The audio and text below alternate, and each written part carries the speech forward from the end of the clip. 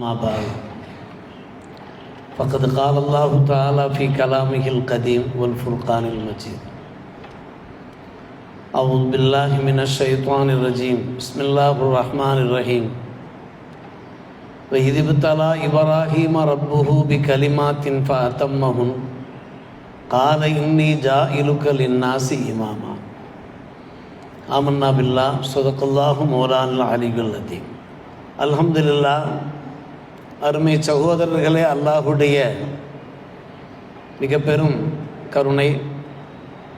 நேற்றைய தினம் 1447 இந்த ஹிஜ்ரி ஆண்டினுடைய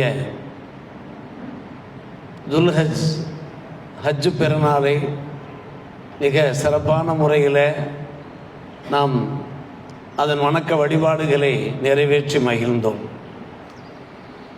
எந்த ஒரு தடங்களும் இல்லாமல், சிரமமும் இல்லாமல், இடையூறும் இல்லாமல் இறை கடமைகளை நிறைவேற்ற அல்லாஹ் நமக்கு வாய்ப்பளித்தான். அல்ஹம்துலில்லாஹ். நேற்றிலிருந்து தொடர்ந்து குர்பானி பிராணிகளை அல்லாஹுக்காக நாம் அறுத்து பலியிட்டு அல்லாஹுடைய திரு பொருத்தத்தை பெற்றுக்கொண்டிருக்கிறோம். நம்முடைய ஒவ்வொரு வணக்க வழிபாடு மூலமாகவும் அல்லாஹ் தன்னுடைய திரு பொருத்தத்தை தந்தர் புரிவானாக, கபூலியத் அங்கீகாரத்தை வழங்கி நல்லொரு புரிவானாக. இப்ராஹிம் அலைஹிஸ்ஸலாம் அவர்கள் சிறந்த முன்னுதாரணமாக திகழ்கிறார்கள் என்பதை இம்மாதம் முழுவதும் மார்க்க அறிஞர்கள் மக்கள் மத்தியிலே பரப்புரை செய்து கொண்டிருக்கிறார்கள். எம்பெருமானார் ரசூலே கரீம் ஸல்லல்லாஹு அலைஹி வஸல்லம் வாழ்க்கையில் சிறந்த முன்மாதிரி இருக்கிறது என்கிற இறைவசனத்தை நாம் கேள்விப்பட்டிருக்கிறோம். அதே போன்ற இப்ராஹிம் அலைஹிஸ்ஸலாம் அவர்களை பற்றியும் அல்லாஹ் பேசும்போது, கது கானத்து லக்கும் உஸ்வத்துன் ஹசனா ஃபி இப்ராஹிம வல்லதீன ஆமனு மாவு, நிச்சயமாக உங்களுக்கு இப்ராஹிம் உடன் யார் ஈமான் கொண்டார்களோ அவர்கள் விஷயத்தில் சிறந்த முன்மாதிரி இருப்பதாக அல்லாஹ் ரப்புல் ஆலமீன் சூரத்துல் மும்தஹினாவில் பதிவு செய்திருக்கிறான். எம்பெருமானார் ரசூலே கரீம் ஸல்லல்லாஹு அலைஹி வஸல்லம் வாழ்க்கையிலே நமக்கு சிறந்த பாடங்கள் பண்பியில் இருப்பது போன்ற இப்ராஹிம் அலைஹிஸ்ஸலாமுடைய வாழ்க்கையிலேயும் நமக்கு சிறந்த முன்னுதாரணம் இருக்கிறது. அல்லாஹ் அதை தெள்ள தெளிவாக சொல்லிவிட்டான். எனவேதான் உங்களுடைய தந்தை இப்ராஹிமுடைய மில்லத்தை நீங்கள் பின்பற்றுங்கள் என்று நமது நபியை பார்த்தும் சொன்னான், நம்மை பார்த்தும் சொல்லி கொண்டிருக்கிறான். எத்தனையோ ஷரியத் சட்ட திட்டங்கள் இருக்கின்றன. அந்த ஷரியத் சட்ட திட்டங்கள் யாவும் இப்ராஹிம் அலைஹிஸ்ஸலாமுடைய மில்லத்திலே இருந்தன. போற்றுதலுக்குரிய சட்ட திட்டங்களாக இருந்தன. வாழ்நாள் பூராவும் கடைபிடிக்க தகுந்த, ஆயுள் பூராவும் கடைபிடிக்க தகுந்த சட்ட திட்டங்களாக அமைந்திருந்த காரணத்தினால்தான் அவர்களுடைய மில்லத்தை நீங்கள் தழுவி நடங்கள் என்று அல்லாஹ் ஆணை பிறப்பித்தான். எடுத்த மாத்திரத்திலே நாம் வாசித்து காண்பித்த வசனம், இப்ராஹிம் அலைஹிஸ்ஸலாம் அவர்களுடைய ரப்பு சோதிக்கிறான் சில கட்டளைகளை கொண்டு. அந்த கட்டளைகளை அவர்கள் நிரப்பமாக நிறைவேற்றினார்கள் என்று அல்லாஹ் பாராட்டுகிறான். துவக்கத்திலே அல்லாஹ் சில கட்டளைகளை இப்ராஹிம் அலைஹிஸ்ஸலாம் அவர்களுக்கு பிறப்பித்தான்.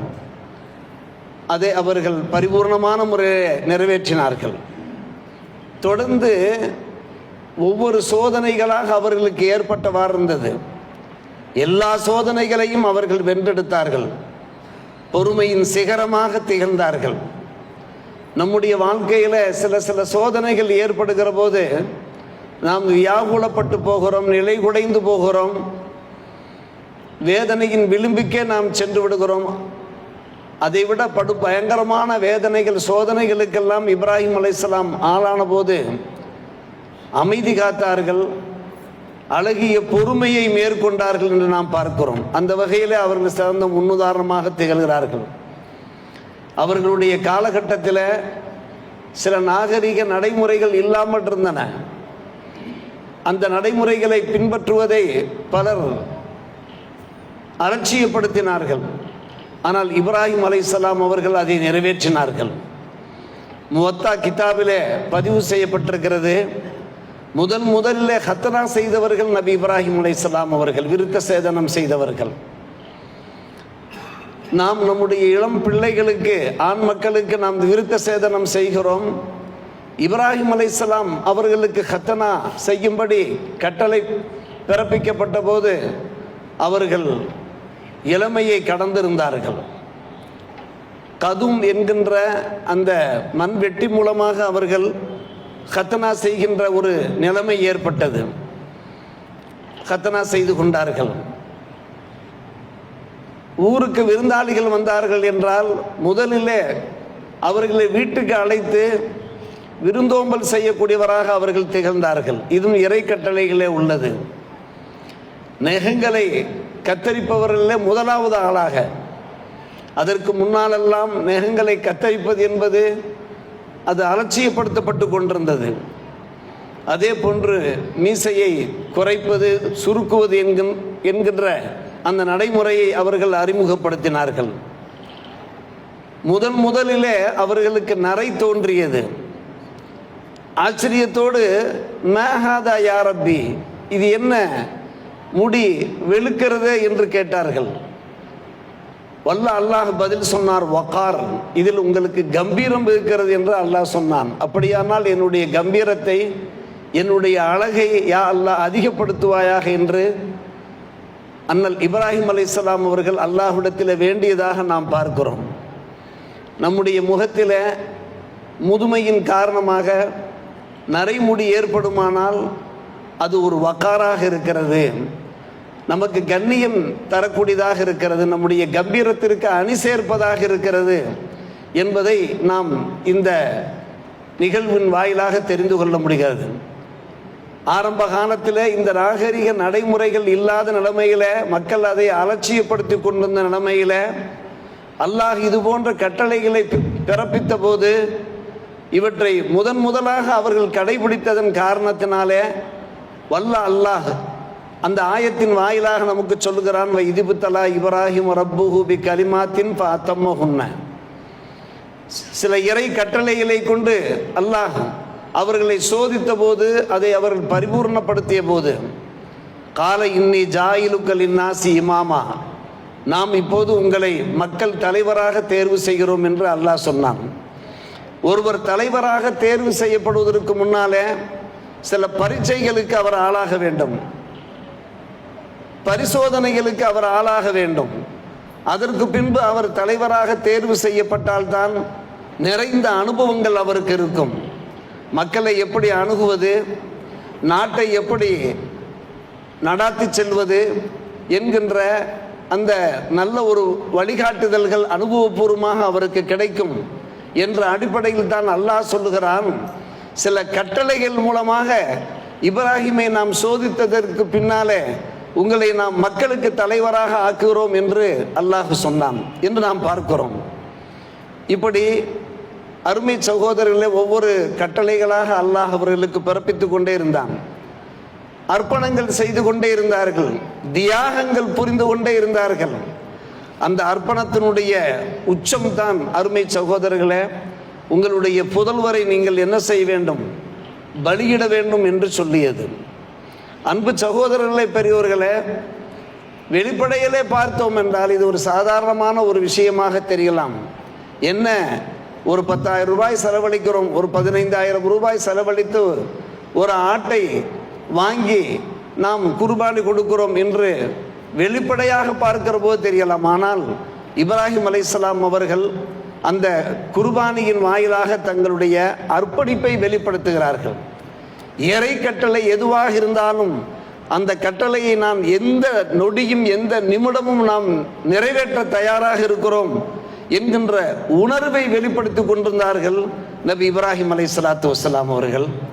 அந்த உணர்வுகள் நம்மிடமிருந்தும் வெளிப்பட வேண்டும். இறை கட்டளைகள் என்னவோ அந்த கட்டளைகளுக்கு என்றைக்கும் நான் கட்டுப்பட்டு நடப்பேன், அதன் பிரகாரம் தான் நான் வாழ்வேன் என்கின்ற அந்த உறுதிமொழி அந்த நேரத்தில் மிக மிக அவசியமாக தேவைப்படுகிறது. எந்த சமூகத்திடத்திலே அந்த தியாக உணர்வு, தயால உணர்வு இல்லையோ, அந்த சமூகம் அன்பு சகோதரர்களே அவர்கள் நல்லவர்களாக இருக்க முடியாது. நாகரிகம் எந்த சமூகத்திடத்தில் இருக்கும் என்று கேட்டால், யாரிடத்தில் தியாக உணர்வு இருக்கிறதோ அவர்களிடத்தில் தான் நாகரிகம் இருக்க முடியும். எனவே அன்பு சகோதரர்களே, நம்மால் இயன்ற அளவுக்கு யாருக்காவது ஏதாவது உதவிகள் செய்து கொண்டே இருக்க வேண்டும், துணை புரிந்து கொண்டே இருக்க வேண்டும். இப்ராஹிம் அலைஹிஸ்ஸலாம் அவர்கள் செய்த தியாகங்கள் அளவுக்கு நம்மால் செய்ய முடிகிறதோ இல்லையோ, நம்மால் என்ன முடியும் என்கின்ற அந்த அர்ப்பணிப்பு மனப்பான்மை வேண்டும், அந்த தயால குணம் வேண்டும். அருமை சகோதரர்களே, பெரியோர்களே, நீச்சல் தெரியாத ஒருவர் அவர் குளத்திலே விழுந்து விடுகிறார். நீச்சல் தெரிந்த ஒருவர் அவரை காப்பாற்றுகிறார். காப்பாற்றியதற்கு பின்பு காப்பாற்றப்பட்டவர் சொல்லுகிறார், நான் உனக்கு ஒரு 50 பைசா தர வேண்டும் என்று விரும்புகிறேன், ஆனால் என்னிடத்தில் 1 ரூபாய் நாணயமாக இருக்காது, எப்படி 1 ரூபாயை நான் தர முடியும் என்று கூறுகிறார். ஒரு உதாரணத்திற்கு சொல்வார்கள். இவர் என்ன செய்தார்? காப்பாற்றியவர் மறுபடியும் அவரை குளத்திலே தள்ளிவிட்டு காப்பாற்றிவிட்டு, இப்போது நீங்கள் 1 ரூபாய் நாணயத்தை தாருங்கள் என்று கேட்கிறார். அன்பு சகோதரர்களே, பெரியோர்களே, இங்கே தியாகத்தை பார்க்க முடியவில்லை, இங்கே அர்ப்பணிப்பை பார்க்க முடியவில்லை, இங்கே தயாளத்தை பார்க்க முடியவில்லை. இன்றைய உலகம் அப்படித்தான் இருக்கிறது. அருமை சகோதரர்களே, பெரியோர்களே, அப்படியானால் நம்மால் பிறருக்கு என்ன உதவ முடியும்? பிறருடைய வாழ்க்கையில் எப்படி நம்மால் ஒளியேற்றுவது, இருளகற்றுவது என்பதை நாம் ஒவ்வொருவரும் யோசித்து பார்க்க வேண்டும். சமூகத்தோடு நாம் ஒன்றி வாழ்கிறோம். அருமை சகோதரர்களே, பெரியோர்களே, உண்மையிலே நாம் பாராட்டுகின்றோம், வாழ்த்துகின்றோம், துவா செய்கின்றோம். நம்முடைய மக்களிடத்தில் எத்தனையோ அர்ப்பணிப்புகள் நடைபெற்றவாறு தான் இருக்கிறது. எப்போதெல்லாம் நம்முடைய ஜாமியா மஸ்ஜிதிலிருந்து, நம்முடைய மிஸ்பாஹ் உதாவிலிருந்து தேவைகள் மக்கள் இடத்தில் எடுத்துரைக்கப்படுகிறதோ அப்போதெல்லாம் நம்முடைய மக்கள் முன் வருகிறார்கள், அந்த பொது நல்ல சேவைகளில் ஈடுபடுகிறார்கள் என்பது பாராட்டுக்குரிய ஒரு விஷயம். இப்ராஹிம் அலைஹிஸ்ஸலாம் நம்முடைய மில்லத் அதைத்தான் நமக்கு காண்பித்து கொண்டிருக்கிறது. அன்பு சகோதரர்களே, பெரியோர்களே, எத்தனையோ எடுத்துக்காட்டுகளை நாம் பார்த்து கொண்டு இருக்கிறோம். இந்த தியாக மனப்பான்மை, இந்த உதவும் மனப்பான்மை என்றைக்கும் நம்மிடத்திலே நீடித்து நிலைத்து இருக்க வேண்டும். மக்களோடு நாம் ஒன்றி வாழுகின்ற போது நம்முடைய தேவையை விட பிறருடைய தேவை, நம்முடைய விருப்பத்தை விட பிறருடைய விருப்பத்திற்கு நாம் முன்னுரிமை தர வேண்டும். அன்பு சகோதரர்களே, பெரியவர்களே, ஏழைகள் சிரமப்படுகிறார்களா? அவர்களிடத்தில் சில வேலைகள் நாம் வாங்குகிறோமா? நாம் என்ன செய்யக்கூடாது? சுருக்கி அவர்களுக்கு பைசா தரக்கூடாது, கூலி தரக்கூடாது. மிக தாராளமான முறையில் அவர்களுக்கு நாம் தர வேண்டும். நம்முடைய விருப்பத்தை விட அவருடைய விருப்பம், நம்முடைய தேவை விட அவருடைய தேவைக்கு நாம் முன்னுரிமை கொடுக்க வேண்டும் என்பதெல்லாம் இப்ராஹிம் அலைஹிஸ்ஸலாமுடைய வாழ்க்கையிலிருந்து நாம் படிக்கின்ற ஒரு பாடமாக இருக்கிறது. அவர்கள் ஒரு சிறந்த பயிற்சி பாசறையாக திகழ்கிறார்கள். அதன் தொடர்ச்சியாகத்தான் சத்திய சஹாபிகள் வாழ்ந்தார்கள். என்று அல்லாஹ் தன்னுடைய திருமறையின் வாயிலாக எடுத்துரைத்திருக்கிறான். சஹாபிகள் மிகப்பெரிய பணக்காரர்கள் கிடையாது, செல்வச்சீமான்கள் கிடையாது. அவர்கள் ஏழைகளாக இருந்தார்கள் அல்லது நடுத்தர மக்களாகத்தான் இருந்தார்கள். இருந்தபோதும் கூட தங்களுடைய தேவைகளை ஒதுக்கி வைத்துவிட்டு பிறருடைய தேவைகளை நிறைவேற்றுபவர்களாக இருந்தார்கள். தங்களுடைய சிரமத்தை பொறுத்து கொண்டு, தங்களுடைய கஷ்டத்தை சகித்து கொண்டு, தங்களுக்கான அந்த உணவுகளை, தங்களுக்கான உடைமைகளை பிறருக்கு வழங்கி அவர்கள் மகிழ்ந்தார்கள் என்று நாம் பார்க்கிறோம். அருமை சகோதரர்களே, எனவே அர்ப்பணிப்புக்கு நபி இப்ராஹிம் அலைஹிஸ்ஸலாத்து வஸ்ஸலாம் அவர்கள் ஒரு சிறந்த எடுத்துக்காட்டாக இருக்கிற காரணத்தினால்தான் இன்றைக்கு ஹஜ்ஜினுடைய ஒவ்வொரு அமலிலேயுமே, ஒவ்வொரு இபாதத்திலேயுமே இப்ராஹிம் அலைஹிஸ்ஸலாத்து வஸ்ஸலாம் அவர்கள் நமக்கு தோன்றியவாறு இருக்கிறார்கள். பார்க்கிறோம். அன்பான பெருமக்களை, வத்தஹது மின் மகாம் இப்ராஹிம் முஸல்லா, இப்ராஹிம் நின்ற இடத்தை நீங்கள் தொழும் தலமாக ஆக்கி கொள்ளுங்கள். இப்ராஹிம் அலைஹிஸ்ஸலாம் அவர்கள் காபத்துல்லாவை கட்டினார்களே, அந்த காபத்துல்லாவை சுற்றித்தான் நாம் தவாப் செய்கின்றோம். அவர்கள் தவாப் செய்து நமக்கு வழிமுறையை ஏற்படுத்தி தந்தார்கள். அவருடைய குடும்பத்தினர், அவர்களும் குடும்பத்தினரும் சேர்ந்துதான் சஃபா மர்வா மத்தியிலே சை செய்தார்கள். எல்லோருமாக சேர்ந்துதான் மினா, அரபாத், முஸ்தலிஃபா போன்ற அந்த புனித ஸ்தலங்களிலே சென்று ஹஜ் செய்தார்கள். அன்பு சகோதரர்களே, பெரியவர்களே, இப்போது ஜமராத்திலே நம்முடைய ஹாஜி பெருமக்கள் கல்லடித்து கொண்டிருக்கிறார்கள். அநேகமாக இன்றைய தினத்தோடு அவர்களுடைய அந்த அமல்கள் நிறைவு பெற வாய்ப்பு இருக்கிறது. ஜமராத்திலே கல்லடிக்கிறார்கள் என்றால் அங்கே இப்ராஹிம் அலைஹிஸ்ஸலாத்து வஸ்ஸலாம் காட்சியளித்து கொண்டிருக்கிறார்கள். சைத்தான் குறுக்கிட்ட போது இப்ராஹிம் அலைஹிஸ்ஸலாம் அவர்களை நோக்கியும் அவருடைய அருமை புதல்வர் இஸ்மாயிலை நோக்கியும் அன்னை ஹாஜரா அலைஹிஸ்ஸலாம் அவர்களை நோக்கியும் சைத்தான் குறுக்கிட்ட போது கல்லால் 7 கல்லால் எடுத்து எழுந்து சைத்தானை விரட்டியதன் அந்த அடையாளமாகத்தான் இன்றைக்கு ஜமராத்திலே அன்பு சகோதரர்களே, பெரியோர்களே, நம்முடைய ஹாஜி பெருமக்கள் கல்லெறிந்தவாறு இருக்கிறார்கள். இப்ராஹிம் அலைஹிஸ்ஸலாத்து வஸ்ஸலாமுடைய பரிணாமம் நமக்கு தெரிகிறது, ஹஜ்ஜினுடைய ஒவ்வொரு செயல்பாட்டிலையும் தெரிகிறது. அப்படியானால் என்ன விஷயம் என்று நாம் பார்க்கிறோம். இப்ராஹிம் அலைஹிஸ்ஸலாத்து வஸ்ஸலாமுடைய அந்த தியாகம்தான் காரணம். அல்லாஹ் மெச்சுகின்றான். கியாம நாள் வரை இதை நீடித்து நிலைத்திருக்க செய்து விட்டார். நம்மிடத்திலையும் அந்த தியாக உணர்வுகள் எந்த அளவுக்கு முடியுமோ அந்த அளவுக்கு இருக்குமானால் நம்மை மக்கள் மறக்க மாட்டார்கள். நமக்காக துஆ செய்யக்கூடியவர்களாக அவர்கள் இருப்பார்கள். இப்ராஹிம் அலைஹிஸ்ஸலாம் பற்றி குர்ஆனிலே பல இடங்களிலே அல்லாஹ் பேசுகிறான். அவர்கள் சீரிய சிந்தனையாளராக திகழ்ந்தார்கள், அறிவு தீட்சண்யம் உடையவராக இருந்தார்கள், சிறந்த ஆய்வாளராக திகழ்ந்தார்கள் என்றெல்லாம் நாம் பார்க்கிறோம். அவ்வப்போது நாம் இஷா தொழுகையிலே நாம் சில ஆயத்துக்களை ஓதி காண்பிப்போம். பலம்மா ஜன்னா அலைஹில் லைலு ரஆ கௌகபன் கால ஹாதா ரப்பி.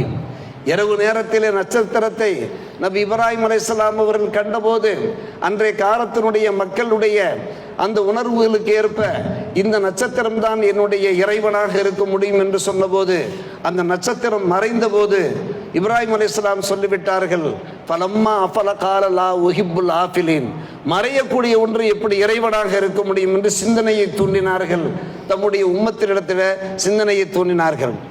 அடுத்து அன்பான பெருமக்களே, நிலவை பார்க்கிறார்கள், சந்திரனை பார்க்கிறார்கள், அது தோன்றுகிறது. அப்படியானால் நட்சத்திரம் இறைவனாக இல்லாமல் இருக்கலாம், இந்த கமரு தான், இந்த சாந்தினி தான் அது இறைவனாக இருக்க முடியும் என்று சொன்னபோது அதுவும் மறைந்த போது காலல இல்லம் எஹிதினி ரப்பில அக்கூனன்ன மினல் கௌமில் லாலின் என்று சொன்னார்கள். என் ரப்பு எனக்கு நல்வழி காண்பித்திருக்காவிட்டால் நான் வழிகேடர்களிலே ஒருவனாக ஆயிருப்பேன் என்று சொன்னார்கள். அப்படியானால் ஒரு சந்திரனும் கூட அது இறைவனாக இருக்க முடியாது, ரப்பாக இருக்க முடியாது. சூரியனை பார்த்தார்கள், ஆஹா இந்த சூரியன் பிரம்மாண்டமாக இருக்கிறது, இது இறைவனாக இருக்க வாய்ப்பு இருக்கிறது என்று அவர்கள் சொன்னபோது பலம்மா அப்புறத்து காலையா கௌமி இன்னி பரியும் இம்மா துஸ்ரிக்கும் என்று சொன்னார்கள். சூரியனும் மறைந்தது, மறைகின்ற ஒன்று எப்படி இறைவனாக இருக்க முடியும்? நிச்சயமாக அம்மக்களை பார்த்து சொன்னார்கள், நீங்கள் எதை அல்லாஹுக்கு ஷிர்க் வைக்கின்றீர்களோ அதை விட்டும் நான் நீங்கிக் கொள்கிறேன், நான் நிரபராதியாக ஆகிக் கொள்கிறேன் என்று அவர்கள் மீண்டு விட்டார்கள். நாம் பார்க்கிறோம். அன்பு சகோதரர்களே, பெரியவர்களே, சிந்தனையை தூண்டுகிறார்கள், அறிவை தூண்டுகிறார்கள். தங்களுடைய சமுதாயத்தினிடத்தில் இப்ராஹிம் அலைஹிஸ்ஸலாமுடைய இது போன்ற அந்த உரையாடல்களிலே, அந்த சம்பாஷணைகளிலே நமக்கு மெய்ஞானம் மட்டுமல்ல விஞ்ஞானமும் கிடைக்கிறது. எந்த ஒன்றையும் யோசித்து சிந்தித்து நாம் செயல்பட வேண்டும். நாம் அவசரகதையிலே எந்த ஒன்றையும் நாம் செய்துவிடக்கூடாது. முஸ்லிம்கள் இருக்கிறார்களே, அவர்கள் மந்தத்தனம் உடையவர்களாக இருக்கக்கூடாது. நல்ல ஒரு புத்திசாலிகளாக, நல்ல ஒரு சமயோஜித அறிவுடையவர்களாக இருக்க வேண்டும் என்பதற்கெல்லாம் அவர்கள் உயரிய எடுத்துக்காட்டாக திகழ்கிறார்கள். ஷிர்க் வைத்த அந்த மக்களை பார்த்து பேசினார்கள். கைஃப அகாஃபும் ஆஷரத்தும், எந்த கற்சிலைகளை நீங்கள் சிரித்து வைக்கிறீர்களோ அதை நான் ஏன் பயப்பட வேண்டும்? துணிச்சலாக சொன்னார்கள். வலா தகாஃபூன அன்னக்கும் அஷரக்தும் பில்லா மேலம் யுனஸ்ஸில் பிஹி அலைக்கும் சுல்தானா, நீங்கள் சிரித்து வைக்கின்ற விஷயத்துக்கு எந்த ஒரு ஆதாரம் இல்லாத போது நீங்கள் சிரித்து வைக்கிறீர்களே, சிலைகளை வணங்குகிறீர்களே, இது நியாயமா, சரிதானா என்று அன்பான பெருமக்களே அம்மக்களிடத்தில் தைரியத்தோடு பேசினார்கள், துணிச்சலோடு பேசினார்கள். அதனுடைய விளைவுகளையும் அவர்கள் அனுபவித்தார்கள். அவருடைய தந்தை ஆசரே என்ன செய்தார்? அவரை பார்த்து எச்சரித்தார், நீர் உன்னுடைய இந்த கொள்கை சித்தாந்தத்திலிருந்து நீ வெளியேறாவிட்டால் உன்னை கல்லால் அடிப்பேன், நீ உடனே ஊரை விட்டு நீ சென்று விடு என்று சொல்லி ஊரை விட்டே வெளியாக்கினார்கள். ஆனால் ஊரை விட்டு அவர்கள் வெளியானார்களே தவிர தங்களுடைய கொள்கை கோட்பாடுகளை விட்டு, சித்தாந்தங்களை விட்டு அவர்கள் வெளியேறவில்லை. சிறந்த எடுத்துக்காட்டாக திகழ்கிறார் நபி இப்ராஹிம் அலைஹிஸ்ஸலாம். இப்ராஹிம் அலைஹிஸ்ஸலாம் அவர்களை மையமாக வைத்து ஒரு ஹஜ்ஜு பெருநாள் நடைபெறுகிறது என்றால், இப்ராஹிம் அலைஹிஸ்ஸலாம் அவர்களை மையமாக வைத்து ஹஜ் கடமைகள் நிறைவேற்றப்படுகிறது என்றால், இப்ராஹிம் அலைஹிஸ்ஸலாம் அவர்களை மையமாக வைத்து ஒரு தொழுகையிலே அத்தஹியாத்து நடைபெறுகிறது என்றால், இப்ராஹிம் அலைஹிஸ்ஸலாம் அவர்களை மையமாக வைத்து துஆக்களிலே நாம் அவருடைய பெயரை இணைக்கின்றோம் என்றால், அதற்கெல்லாம் என்ன காரணம்? அவர்கள் ஒரு சிறந்த எடுத்துக்காட்டாக திகழ்ந்ததுதான். வத்தகதல்லாஹு இப்ராஹீம கலீலா என்று அல்லாஹ் சொல்லுகிறான். இப்ராஹிமை அல்லாஹ் ஹலீலாக ஏற்படுத்தி கொண்டான். ஹலீலுக்கும் ஹபீபுக்கும் இடையிலே உண்டான வித்தியாசத்தை நாம் தெரிந்து வைத்திருக்கிறோம். ஹலீல் என்றால் வேறு யாருக்கும் இதயத்தை தரமாட்டார்கள். யாரை ஹலீல் என்று சொல்வார்கள், நண்பர் என்று சொல்வார்கள் என்றால் அவருக்கு மட்டும்தான் தன்னுடைய மனதை தருவார்கள் என்கின்ற முறையில் இப்ராஹிம் அலைஹிஸ்ஸலாத்து வஸ்ஸலாம் அவர்களை நாம் ஹலீலாக தேர்வு செய்து கொண்டோம் என்று அல்லாஹ் சொல்வதற்கு என்ன காரணம் என்பதை நாம் புரிந்து கொள்ள வேண்டும். அவர்களிடத்தில் அந்த இறை விசுவாசம் இருந்தது, உண்மையான இறை நம்பிக்கை இருந்தது. அந்த விசுவாசம் ஒவ்வொரு முஸ்லிமிடத்திலையும் இருக்க வேண்டும் என்பதற்காக வேண்டித்தான். ஒரு பக்கம் தந்தை அப்படி என்றால் மறுபக்கம் தனையனை நாம் பார்க்கிறோம். இஸ்மாயில் அலைஹிஸ்ஸலாம் அவர்களை நாம் பார்க்கிறோம். அன்பு சகோதரர்களே, பெரியோர்களே, பிள்ளைகள் எப்படி இருக்க வேண்டும், பெற்றோர் எப்படி இருக்க வேண்டும் என்பதற்கு எடுத்துக்காட்டுகள் தான் அந்த பெற்றோரும் பிள்ளைகளும். பிள்ளைகளே பிள்ளைகளே, இளைஞர்களே இளைஞர்களே, நீங்கள் உங்களுடைய பெற்றோருக்கு கட்டுப்பட்டு நடங்கள், நல்ல விஷயங்களே கட்டுப்பட்டு நடங்கள். தொழும்படி ஏவினார்கள் என்றால் நீங்கள் தொழுங்கள், உண்மையை பேசும்படி ஏவினால் உண்மையை பேசுங்கள், ஹலாலான வழியிலே சம்பாதிக்கும்படி உங்களிடத்திலே ஏவினார்கள் நீங்கள் ஹலாலான முறையில் சம்பாத்தியம் பண்ணுங்கள், நல்ல முறையிலே படியப்பா, உன்னுடைய அறிவை வளர்த்து கொள்ளப்பா, உன்னுடைய மார்க்க சிந்தனையை நீ அதிகப்படுத்திக் கொள்ளப்பா என்று உங்களுடைய பெற்றோர் சொல்லுகிற போது, பிள்ளைகளே பிள்ளைகளே, நீங்கள் உங்களுடைய பெற்றோருக்கு கட்டுப்படுங்கள். இஸ்மாயில் நபி அலைஹிஸ்ஸலாம் அவர்கள் தங்களுடைய அன்பு தந்தை இப்ராஹிம் அலைஹிஸ்ஸலாம் அவர்களுக்கு கட்டுப்பட்டது போன்று கட்டுப்படுங்கள் என்பதைத்தான் நபி இப்ராஹிம் அலைஹிஸ்ஸலாம், இஸ்மாயில் அலைஹிஸ்ஸலாம் இந்த இருவருடைய வாழ்க்கை நமக்கு எடுத்து காட்டுகிறது. அன்பு சகோதரர், நாம் தெரிந்து வைத்திருப்போம், அங்கே இஸ்மாயில் அலைஹிஸ்ஸலாம் அவர்களை பலியிட போகிறார்கள் நபி இப்ராஹிம் அலைஹிஸ்ஸலாம். புனித மக்காவிலே மினாவிலே மன்ஹர் என்று ஒரு இடம் இருக்கிறது. அந்த மன்ஹர் என்ற அந்த இடத்தில் தான் இந்த சம்பவம், இந்த நிகழ்ச்சி நடைபெறுகிறது. இஸ்மாயில் அலைஹிஸ்ஸலாம் அவர்கள் படுக்க வைக்கப்பட்டிருக்கிறார்கள். இஸ்மாயில் அலைஹிஸ்ஸலாம் அவர்கள் இளம் பாலகர். அன்பு சகோதரர்களே, அவர்கள் தம்முடைய தந்தையை பார்த்து சொல்கிறார்கள். தப்சீர் கிதாபுகளிலே சொல்லப்படுகிற ஒரு விஷயம், நமக்கு ஒரு மெய் சிலிர்ப்பை ஏற்படுத்துகின்ற ஒரு விஷயம். சொல்லுகிறார்கள், யா அபத்தி, என் அன்பு தந்தையே, உஸ்துத் ரிபாத்தி, நல்ல முறையில் நீங்கள் என்னை கட்டிவிடுங்கள், கைகால்களை கயிற்றால் நீங்கள் கட்டிவிடுங்கள். ஹத்தாலா அழுத்தறிப, நீங்கள் என்னுடைய கழுத்தை அறுக்கிற போது நான் துடிக்கக்கூடாது, என்னிடத்தில் துள்ளல் ஏற்படக்கூடாது. அப்படி ஏற்பட்டால் என் குசா அஜிரி, எனக்கு கிடைக்க வேண்டிய நற்கூலி குறைந்து விடுவேன். நான் அந்த நேரத்தில் பதஷ்டப்பட்டு விட்ட காரணத்தினாலே அல்லாஹுடைய புறத்திலிருந்து எனக்கு கிடைக்கின்ற அந்த கூலி எனக்கு நிரபூர்ணமாக கிடைக்காமல் போய்விடுமே. என் அன்பு தந்தையே, வக்ஃப் அன்னி சியாபக, நீங்கள் உங்களுடைய துணியை மடித்து கட்டிக்கொள்ளுங்கள். வக்ஃப் அன்னி சியாபக ஹத்தாலா என் தலிஹா அலைஹா ஷையும் இந்தமி, நீங்கள் அறுக்கின்ற போது இரத்தம் பாயுமே, இரத்தம் பீச்சி அடிக்குமே, அந்த இரத்தத்தின் துளிகள் உங்களுடைய துணிமணிகளே சேர்ந்து விடக்கூடாது. அதற்கு பின்பு என்னுடைய உம்மா பார்ப்பார்கள், பார்த்துவிட்டு 10 அஹ்ஸன் அவர்கள் கவலைப்படுவார்கள், என்னுடைய அன்பு மகனுடைய இரத்தம் அல்லவா என்று அவர்கள் கவலைப்படுவார்கள். எனவே உங்களுடைய ட்ரெஸ்ஸை நீங்கள் வளைத்து கட்டி கொள்ளுங்கள். வசஹித்த சஃபரத்தகை, அன்பு தந்தையே, நீங்கள் கத்தியை நன்கு தீட்டி கொள்ளுங்கள். வாசிரி மர்ற சிக்கின் அலா ஹல்கி, நீங்கள் வெகு வேகமாக என்னுடைய கழுத்தை அறுத்து விடுங்கள். லியக்கூன அகுவன அலைய, அது எனக்கு இலகுவாக இருக்குமே. இப்போ இன்னல் மௌத்த சதீதும், மௌத்து சற்று கடுமையாக வல்லவா இருக்கும். பேசுவது யார் அன்பான பெருமக்களே? ஒரு இளம் பாலகர். நம்முடைய பிள்ளைகள், பேர பிள்ளைகள், அந்த பிள்ளைகளுடைய அந்த முகத்தை நீங்கள் கொண்டு வாருங்கள். இஸ்மாயில் நபி அலைஹிஸ்ஸலாமுடைய முகத்தையும் நீங்கள் அப்படி இணைத்து பாருங்கள். அந்த இஸ்மாயில் பேசுகிறார்கள், அறுக்கப்படுவதற்கு முன்னாலே அல்லாஹுடைய புறத்திலிருந்து அந்த குர்பானி பிராணி வந்து சேர்வதற்கு முன்னாலே, அந்த நேரத்தில் திபஹாதிம் குர்பானி பிராணி வந்து சேரும் என்பதெல்லாம் அவர்களுக்கு தெரியாது. இவர்கள் அறுக்க போகிறார் என்பது இவர்களுக்கு உறுதியாக தெரியும். நபி இப்ராஹிம் அலைஹிஸ்ஸலாம் அவர்களுக்கு நாம் அறுக்கப்பட போகிறோம் என்பதை அவர்கள் உறுதியாக நம்பிக்கொண்டிருக்கிறார்கள். சொல்லுகிறார்கள், இதா அத்தைத்த உம்மி, என்னுடைய அன்பு தாயிடத்தில் நீ வந்தால் பக்கரா சலாம், நீங்கள் அவர்களுக்கு சலாம் உரையுங்கள். பாசா இங்கக்குன் அசலாலஹா அன்னி, அந்த சலா மூலமாக அவர்கள் ஒரு ஆறுதல் அடைவதற்கு வாய்ப்பு இருக்கிறது. என்னுடைய சலாத்தை நீங்கள் அன்பு கூர்ந்து எடுத்துரைங்கள். தாயை அவர்கள் தாய் வீட்டில் இருக்கிறார்கள்.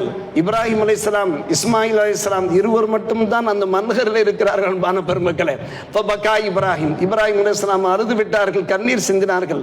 வஹத யுகப்பிலு வரதஹு, தம்முடைய அன்பு மகனை முத்தமிடுகிறார்கள். அறுக்க போகிறார்கள் அல்லவா, பலியிட போகிறார்கள் அல்லவா, முத்தமிடுகிறார்கள். சும்ம காலலகு யா பனிய, என் அன்பு மகனை நேமல் அவுன், நேமல் அவுன். ஒரு தந்தைக்கு ஒரு மகன் ஒத்துழைப்பாக இருக்க வேண்டும், துணையாக இருக்க வேண்டும். இந்த இறை கட்டளை நிறைவேற்றுகிற விஷயத்தில் நீ எனக்கு துணையாக இருந்தாயே, இந்த உதவி மிகவும் நல்ல உதவி என்று தம்முடைய அன்பு புதல்வரை பாராட்டுகிறார்கள். அன்பான பெருமக்களே, இன்றைக்கு நம்முடைய பிள்ளைகளிடத்தில் ஏதாவது பேச முடிகிறதா என்று ஒரு சிலர் சொல்லுகிறார்கள். அப்பா, நீ முடியை இப்படி கத்திரிக்க கூடாதுப்பா, இது நன்றாக இல்லப்பா, பார்ப்பதற்கு அருவருப்பாக இருக்கிறதப்பா, எப்ப பார்த்தாலும் மொபைல்லே இருக்கிறாயப்பா, இது உன்னுடைய சிந்தனையை கெடுக்குமே, உன்னுடைய ஒழுக்கத்தை கெடுக்குமே, உன்னுடைய வாழ்க்கையை வளர்ச்சியை கெடுக்குமே என்று சொன்னால் பிள்ளைகள் கேட்கிறார்களா? கேட்பதில்லை என்று எத்தனை பெற்றோர் சங்கடப்படுகிறார்கள். அருமை சகோதரர்களே, பெரியோர்களே, சற்று யோசியுங்கள். பெற்றோர் எப்படி இருக்க வேண்டும் என்பதற்கு இஸ்மாயில் ஹாஜரா அலைஹிஸ்ஸலாம், பிள்ளைகள் எப்படி இருக்க வேண்டும் என்பதற்கு இஸ்மாயில் இசாக் அலைஹிஸ்ஸலாத்து வஸ்ஸலாம். எனவே நாம் ஒரு பக்கம் மட்டும் பார்க்கவில்லை, மறுபக்கத்தையும் பார்க்கிறோம். பெற்றோருக்கு பிள்ளைகள் கட்டுப்பட வேண்டும், அதே போன்று பிள்ளைகளை நல்வழிப்படுத்த வேண்டிய கடமை பெற்றோருக்கு இருக்கிறது என்பதை அருமை சகோதரர் சூரத்துல் பக்கராவினுடைய அந்த முதலாம் ஜுஸினுடைய அந்த கடைசியிலே பார்க்கலாம். அந்த அலா அம்ரி ரப்பி, என்னுடைய ரப்பனுடைய கட்டளையை நீ சரியான ஒரு நிறைவேற்றுகிற விஷயத்தில் நீ எனக்கு மிகப்பெரிய துணையாக இருக்கிறாய், இந்த உதவி ஒரு பெரிய உதவி என்று சொல்லியதற்கு பின்புதான் ஹஜ்ரத் ஜப்ரைல் அலைஹிஸ்ஸலாத்து வஸ்ஸலாம் அவர்கள் அந்த குர்பானி பிராணியோடு இறங்குகிறார்கள். இந்த உரையாடலுக்கு பின்னாலே தப்சீர் கிதாபுகளில் இந்த உரையாடல் இருக்கிறதே, இந்த சம்பாஷணை இருக்கிறதே தெளிவான முறையில் பதிவு செய்யப்பட்டிருப்பதை நாம் பார்க்கிறோம். அன்பு சகோதரர்களே, இதன் காரணமாகத்தான் இன்றைக்கு இப்ராஹிம் அலைஹிஸ்ஸலாத்து வஸ்ஸலாம் அவருடைய அந்த அழகிய பெயரினால நாம் என்ன செய்கின்றோம்? ஹஜ் பெருநாள் நாம் கொண்டாடுகின்றோம். அங்கே ஹஜ் கிரிகைகளை, ஹஜ் கடமைகளை நிறைவேற்றிக் கொண்டிருக்கிறார்கள் என்றால் அல்லாஹ் சொல்வது 100க்கு 100 உண்மை. சூரா மும்தஹினாவிலே, மும்தஹினா என்கிற அந்த சூறாவிலே இப்ராஹிம் அலைஹிஸ்ஸலாம் அவர்கள் வாழ்க்கையிலையும் அவர்களோடு ஈமான் கொண்டிருக்கக்கூடியவருடைய வாழ்க்கையிலையும் ஒரு சிறந்த முன்மாதிரி இருக்கிறது என்று அல்லாஹ் சொல்கிறான். எனவே தான் அந்த ஜுஸுனுடைய கடைசியிலே சொல்கிற மில்லத்தை இப்ராஹிம, யார் இப்ராஹிமுடைய மில்லத்தை புறக்கணிக்கிறாரோ இல்லாமன் சஃபிஹ நப்சா, அவர் உண்ணான ஒரு முட்டாளாக இருக்கிறார்.